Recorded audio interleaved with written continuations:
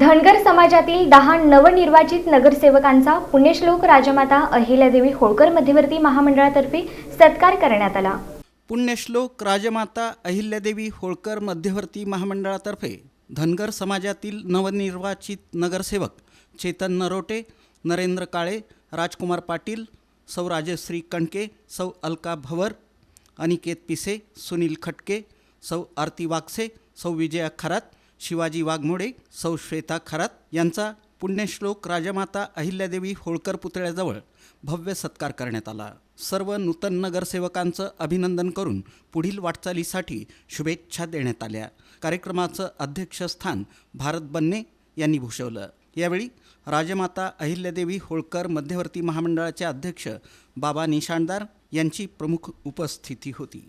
कार्यक्रम यशस्वी करण्यासाठी महेश गाडेकर, किशोर खरात, सुधीर सलगर, सूरज देवकते, मनोज सलगर, सिद्धेश्वर धायगुडे, अर्जुन सलगर, अनिल दुधाळ, सचिन हाके, डी पांढरे आदींनी परिश्रम घेतले। या कार्यक्रमाला समाज बांधव मोठ्या संख्येनं उपस्थित होते। कार्यक्रमाचं सूत्रसंचालन सुजित खुर्दे यांनी तर आभार महेश गाडेकर यांनी मानले।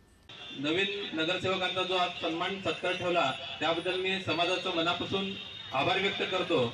आणि आता पाटील साहेबांनी जोरात भाषण केलेलं आहे की संभाजी आरमाच्या माध्यमातून मी देखील गेल्या 17 वर्षापासून सर्वसामान्य लोकांच्या न्याय हक्कासाठी, हितासाठी, सर्वसामान्य लोकांना न्याय मिळवून देण्यासाठी सातत्याने काम करत होतो।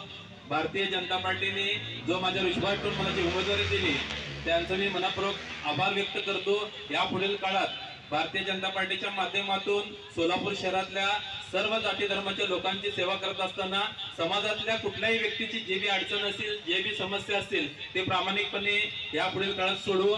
या अगोदर देखील चेतन मेंबरच्या माध्यमातून आपण पुण्यश्लोक अहिल्यादेवी होळकर विद्यापीठाला नाव देण्यासाठी जो संघर्ष उभा केला होता त्या संघर्षामध्ये देखील संभाजी आरमाच्या माध्यमातून मी आणि आमचे सर्व टीम सातत्याने जोपर्यंत अहिल्यादेवी होळकर मध्यवर्ती महामंडळ होत नाही त्या सर्व आंदोलनामध्ये आम्ही सक्रिय होतो।